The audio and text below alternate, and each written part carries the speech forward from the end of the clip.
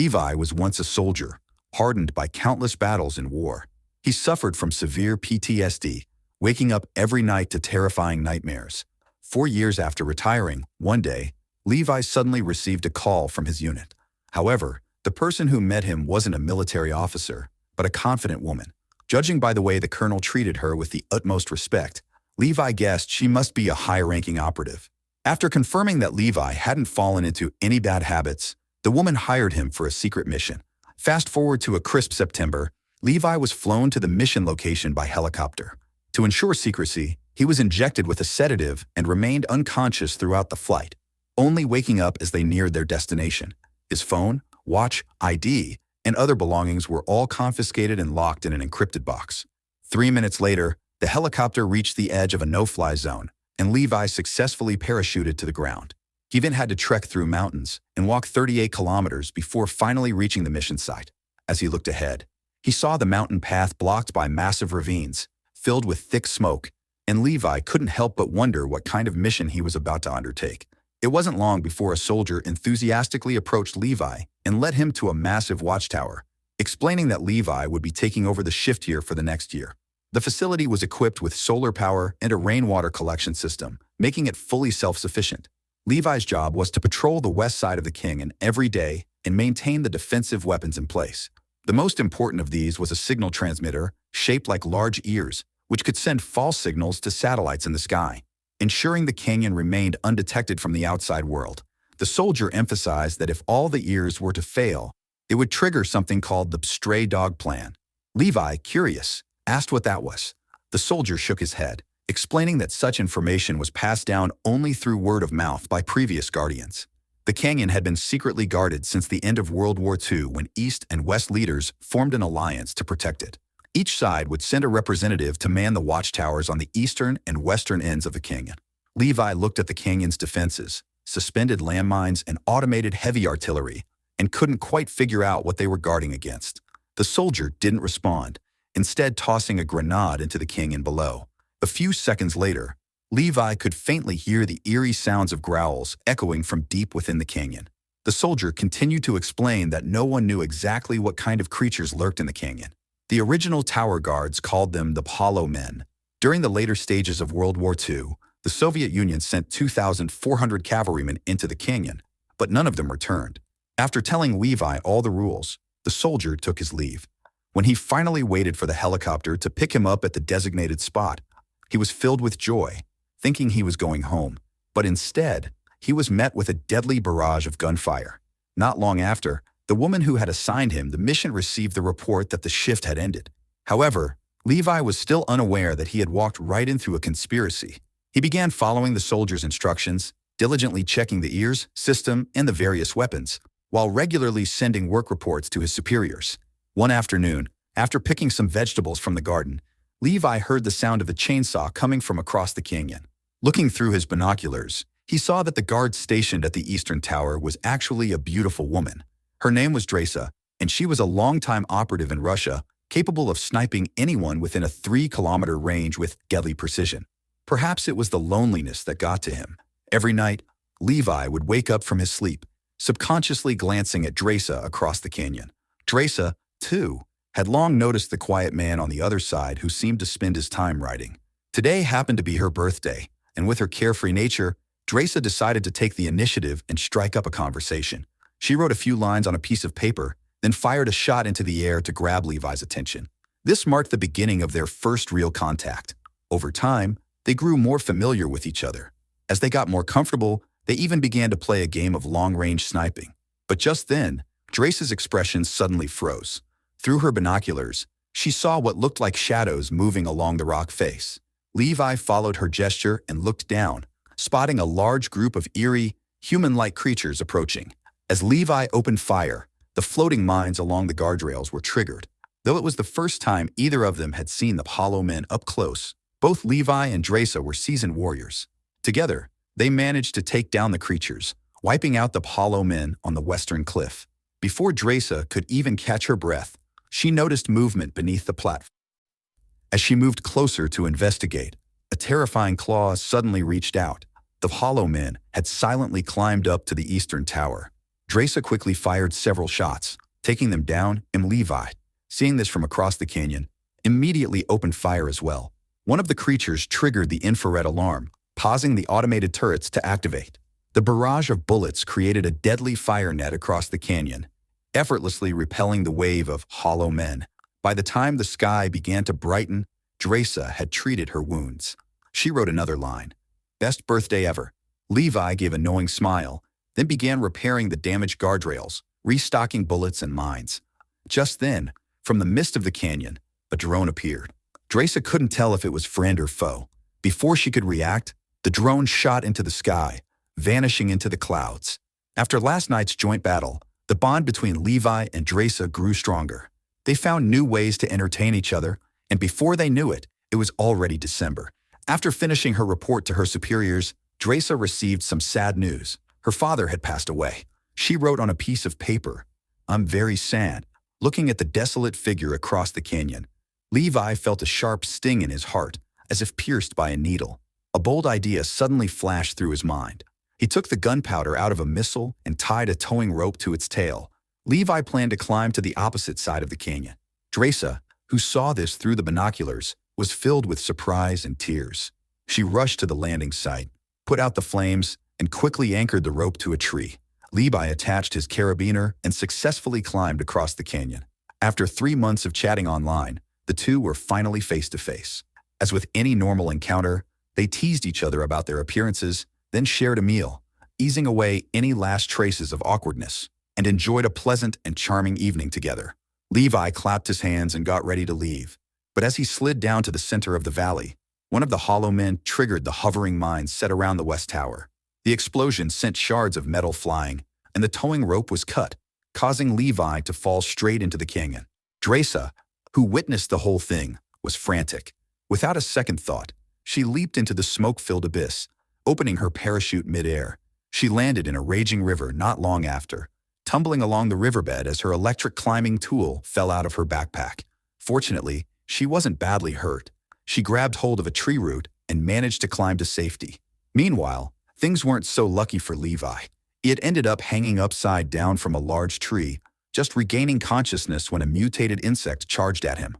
He quickly drew his pistol and fired, unhooking the rope, but his body fell uncontrollably from the height. However, the red sticky substance beneath the tree trapped him, latching onto him like a deadly vice. As the goo began to wriggle, sharp teeth grew from it, resembling a skull-like maw ready to devour him. In the nick of time, Dresa arrived.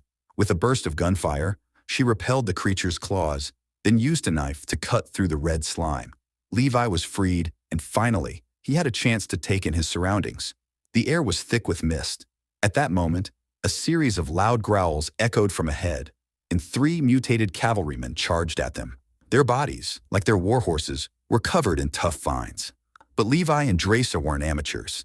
Working together, they quickly took down 2 of the cavalrymen. As Levi checked the bodies, he made a shocking discovery. They were wearing the uniforms of the 1st Airborne Division, the same military unit that had mysteriously disappeared while exploring the canyon years ago. Could it be that these hollow men were once human soldiers who had mutated? Just then, Dresa made a tragic discovery. The electric climbing tool was missing. Without their only means of scaling the canyon walls, they were left with no choice but to continue exploring blindly. The trees in this land were strange, their shapes eerily resembling twisted, deformed human bodies. After navigating through this bizarre forest, they stumbled upon an abandoned town. The place was in ruins, its buildings overrun with plants. Noticing the ground was cracked in unnatural ways, Levi concluded that the area had been struck by a powerful earthquake. At that moment, the growling sounds returned, and the 2 of them rushed into the nearby church for cover. Inside, they found many corpses sitting on the pews, their bodies wrapped in spider webs. Levi sniffed the small box in one of the skeleton's hands and discovered it contained a potent poison. He deduced that these people had likely taken their own lives. Dresa was deeply curious about what these people had gone through, but she didn't notice something slipping down from the roof. She picked up her flashlight and looked up, only to see a swarm of giant, spider-like creatures leaping toward them. The 2 immediately opened fire, but the terrifying spiders only seemed to multiply. As if that wasn't enough, several hollow men barged in, trapping them between the 2 threats. In a flash, Dresa found a way out. She used a grenade to blow open a path, and with the heat from the explosion, they managed to escape the church. But in this canyon, there was no true safety. Levi knew they couldn't stay exposed for long. After running for some distance, they finally spotted an old air raid shelter. While they weren't sure what dangers might lie inside, it seemed like their only chance. They had no choice but to take the gamble. The entrance inside was in ruins, with collapsed metal frames scattered across the floor. The only way to get through was to take off their backpacks. Luckily, once they managed to squeeze past this obstacle, they entered a wide corridor. Just like the outside, strange plants were crawling everywhere. At the end of the hallway, they found a laboratory with tables covered in bizarre human bones. Dresa wasn't interested in the bones. She searched around and eventually found a generator powered by long-lasting propane fuel. She tried flipping the switch, and to their surprise, the lights in the lab flickered on. Levi, meanwhile, found an old film projector on one of the tables. As the film started playing, the shocking truth about the canyon was finally revealed.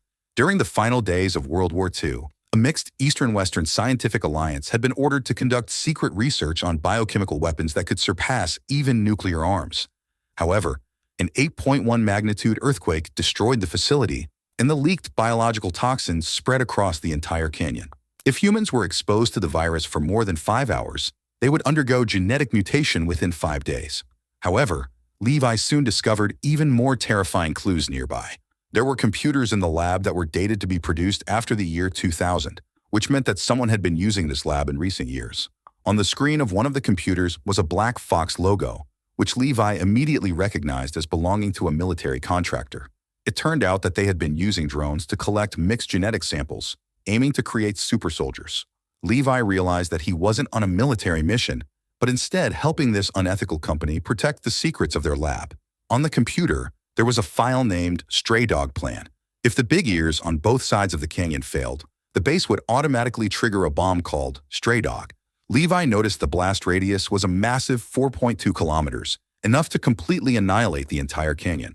As they were about to leave the bunker, Dresa discovered that the backpack they had left by the door earlier was now missing. Filled with confusion, they cautiously pushed open the door and saw the backpack lying in the open space outside. They threw down 2 smoke grenades for cover and proceeded forward, moving carefully. As Dresa picked up the backpack, she was suddenly caught in a trap set on the ground. Using the tangled ropes, a mounted soldier quickly dragged her forward. Dresa tried to break free, but the speed of the drag was too fast, and a branch pierced her abdomen, knocking her unconscious. Levi, with his 2 legs, couldn't catch up to the rider and could only follow the trail to a massive missile silo. He deduced that Dresa must have been taken inside. Just as Levi had guessed, Dresa was bound with her hands tied, surrounded by piles of human skeletons. It seemed like she, too, was destined to be the next meal for the Hollow Men. However, Dresa, being battle-hardened, wasn't about to succumb to her fate.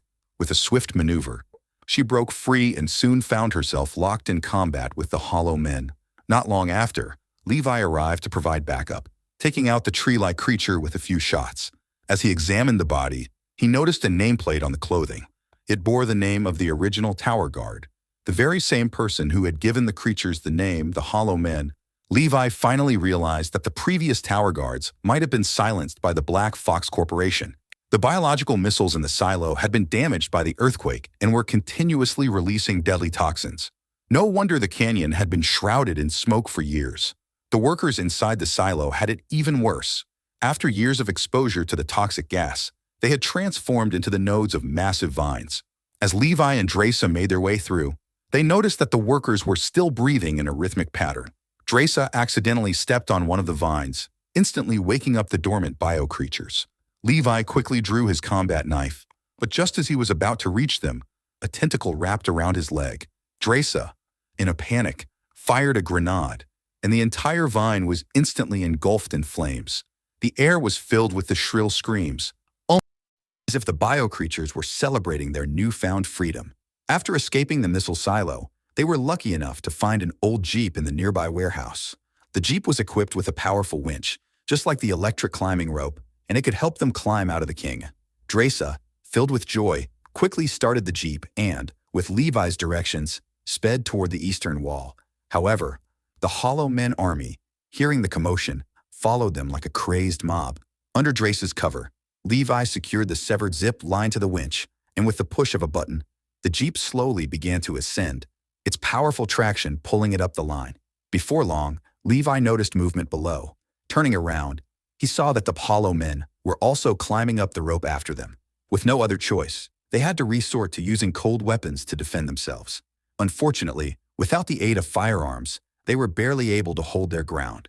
In a critical moment, Levi used a knife to cut open the Jeep's spare fuel tank. As he tossed a Molotov cocktail, the flames quickly spread. However, the Jeep also took a heavy blow. Thankfully, neither of them was hurt. At this point, they were close enough to the ground. Without hesitation, they severed the zip line, sending the Jeep and the hollow men plummeting down. Now free of their pursuers, the two of them, relying on their expert climbing skills, made their way back to the Eastern Tower's ground safely. At this point, Levi and Dresa fully understood the sinister intentions of the Black Fox Corporation. Dresa suggested that after all of this was over, they should go into hiding in France. But before that, they needed to destroy the canyon. This would not only prevent the hollow men from escaping and wreaking havoc on the world, but also put an end to Black Fox's genetic experiments. After spending some intimate time together, Dresa rigged up another zip line and helped Levi return to the Western Tower. But what they didn't know was that their actions in the underground bunker, where they had accessed the computer, had already been caught on camera and transmitted to the mission coordinator, the head of Black Fox Corporation.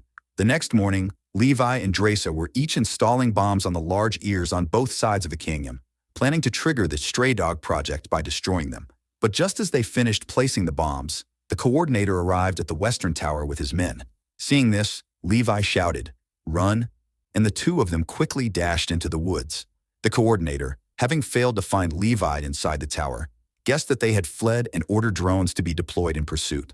Meanwhile, Levi and Dresa were sprinting through the woods with rifles in hand. Sensing the drones approaching, they quickly used their sharpshooting skills to shoot them down. They then continued their run up the mountain, covering a distance of 3,800 meters. When they reached their target range, they stopped and quickly set up their sniper rifles. This was the maximum distance at which they could accurately hit their targets. Without a word, both of them pulled the triggers. The large ears 3,800 meters away erupted in sparks. With all the large ears destroyed, the Stray Dog project was officially activated. The sound of the huge loudspeakers began a 2-minute countdown. The coordinator immediately realized something was wrong and quickly boarded a helicopter to escape. However, because the blast radius of the Stray Dog bomb was 4.2 kilometers, Levi and Dresa had not yet escaped the danger zone. All they could do now was run for their lives. As the countdown hit 3, 2, 1, the massive mushroom cloud rose into the sky. The helicopter carrying the coordinator was instantly swallowed by the rising smoke and dust. Dresa managed to run out of the danger zone, but Levi, injured in the leg, was still thrown by the shockwave of the explosion. He fell into the turbulent lake waters, and his fate was left unknown. Dresa looked back at the opposite shore, her eyes filled with worry and hope. She stayed in a cave for 5 days, confirming that there were no signs of mutation or infection, before returning to the city to begin her life in hiding. Every day, Dresa would go to the agreed-upon spot, waiting for Levi to appear. But day after day, all she received was endless disappointment. Then, one day, for months later, while Dresa was serving tea to a customer as usual, she turned around and, to her surprise, saw Levi writing down the menu she had requested on a